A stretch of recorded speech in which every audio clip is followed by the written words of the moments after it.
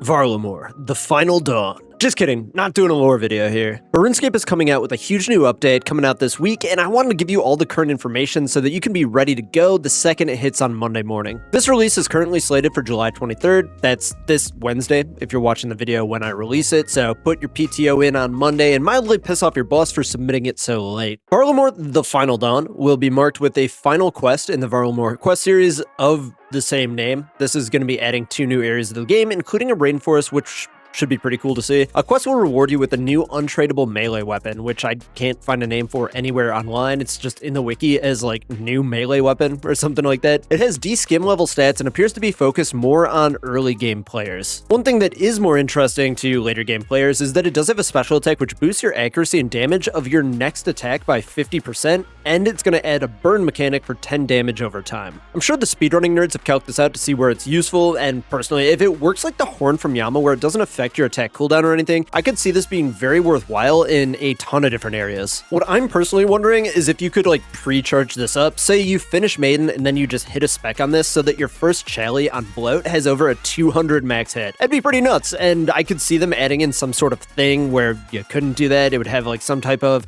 amount of time where you would have to use that next attack before you would lose that bonus or something like that. So I guess TBD on all of that. Aside from the new quests, the new areas that are coming into the game are going to be bringing some new content with them as well. First up, we have the Gemstone Crab. This one isn't just a side grave to the Ammonites or sand crabs or anything like this. This one's going to be a low-level crab boss instead. It's going to mosey around the rainforest doing its own thing, and you're able to AFK it to death. Once it dies, you'll be able to mine it for a gem.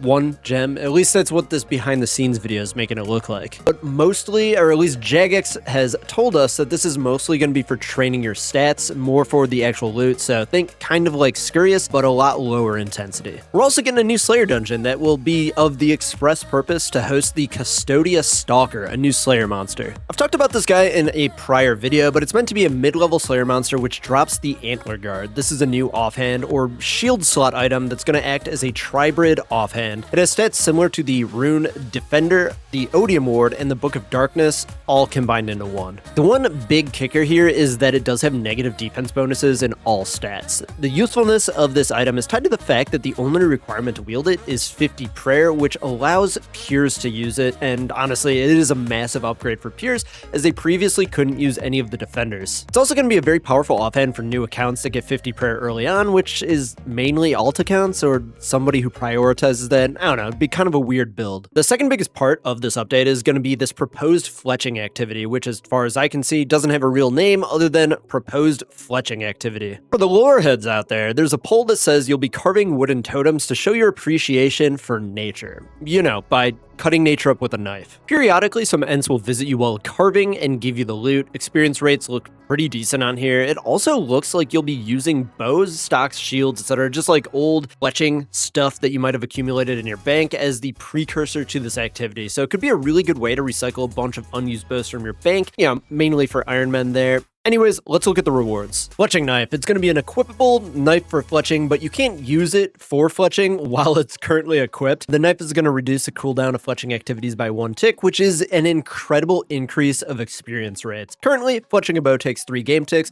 This is going to bring that down to 2, which equates to 33% more experience per hour. The bowstring spool. I couldn't find as much information about this as I wanted, so take this with a little grain of salt. It's going to be a storage item for bowstrings, so you can store all your bowstrings in it. It looks like this would be useful so that you could make larger inventories of bows at once. Currently, you can only make 14 per inventory. If this spool sits in an inventory slot and can just pull them out of it, you'll be able to make 27 per inventory. This is going to increase the experience per hour by not having to bank so often, and it's going to make it way more reclined. Next up, we have Ent Branches. It's going to be a crafting material that's going to be used for the next few parts of this section, and the first of which of those is the Addle Dart Craft. Currently, Iron Men have to go do moons for more darts, and some of them don't like this, so they're making it easier on Irons for allowing them to craft the darts themselves. The process itself looks a little bit arduous. You would need broken antlers from the new Slayer monsters to make them. We'll have to see how common all this stuff is, how many you get at once for me to pass judgment on it. There's the Greenman Mask. It's a cosmetic head item. I don't know, it's not super important, but it looks kind of goofy. And then they're adding some cosmetic stuff for your player-owned house, which looks pretty cool. Not a super huge part of this update, but there's going to be a new Nagua, which drops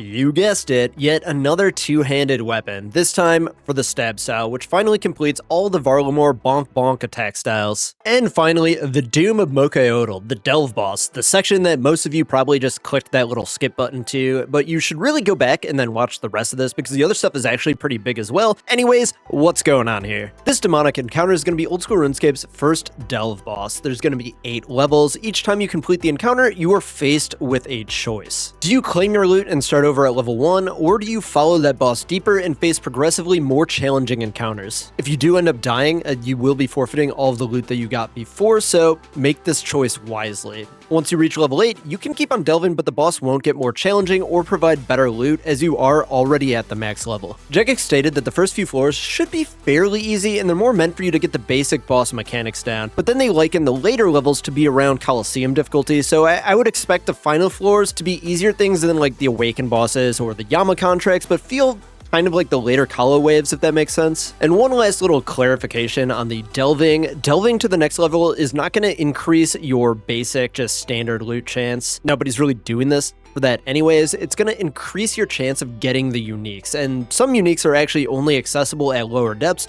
Leaving the instance will reset you back to level 1, so you can't just like get down to 8 and then just continuously farm that without doing the prior ones first. Cool, let's talk about the rewards. First up, and probably the least interesting, Demon Tears consumable. This is going to be used to make and charge the next few items that we discuss. It should be really common just based off of, you know, everything from this update kind of running off of it. Confliction Gauntlets. These are going to be a straight upgrade to the Tormented Bracelet. They're going to be combining the Mochaeotl cloth, I'm probably butchering that, and some Demon Tears with the existing Tormented Bracelet to make it. The combat stats are a direct upgrade from the Tormented Bracelet with twice as much mage accuracy and 2 additional magic damage percentage for a total of 7. That alone would be enough for any type of upgrade here, but they did a little bit of an interesting mechanic. The really interesting thing with these is the passive effect. As to not make the shadow even more powerful, the passive effect will only affect one-handed mage weapons, so everything except for the shadow. If you miss a magic attack, your next magic attack will roll accuracy twice, making you a lot more accurate on that next hit. There's a lot of nerd shit going down on the wiki about this. I'm not really going to get into that because frankly, I don't have the time to try to understand it, but all you really need to know is that this is really good. Next up, the Avernic Treads. The main draw, or I guess one of 2 main draws. There's kind of like 2 really big things from this boss. New boots. They're Tribird boots. Are you sick and tired of boot swaps?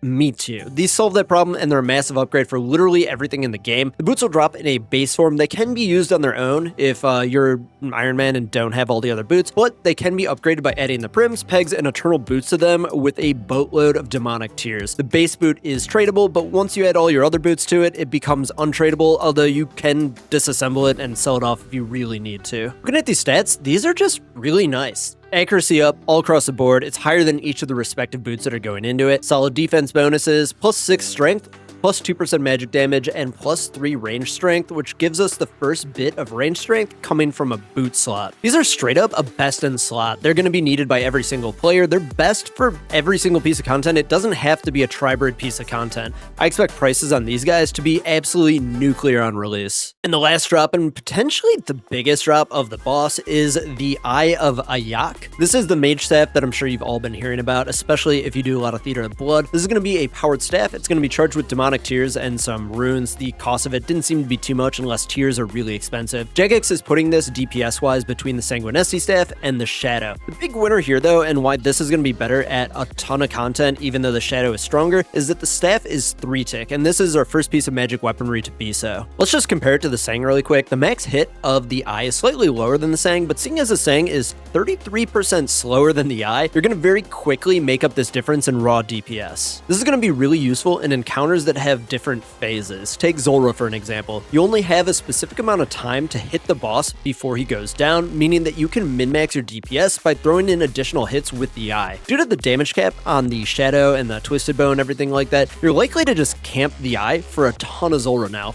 Feel free to fact check me on this, tell me where I'm wrong. I'm just speculating and haven't actually ran the calcs myself. Also, this is going to be extremely useful for the Nilocus room in the Theater of Blood. Personally, I main the mage role, so I am beyond amped for this. We should see some nuclear Nilo PBs in the near future from all the quicker cleanups that this will grant. Also, the staff has a special attack if it needed any more. The special attack doubles your accuracy and has a 30% higher max hit. It also drains magic defense by the damage dealt, which should be nice for bosses where you mainly use magic. I see this as kind of the main draw of the new update. I expect this one to be extremely expensive upon release, and I'm going to be paying out the ass for it. Anyways, thank you guys for watching. Hope you enjoyed the video. If you did, make sure you like the video, subscribe to the channel, and I'll see you guys on Wednesday.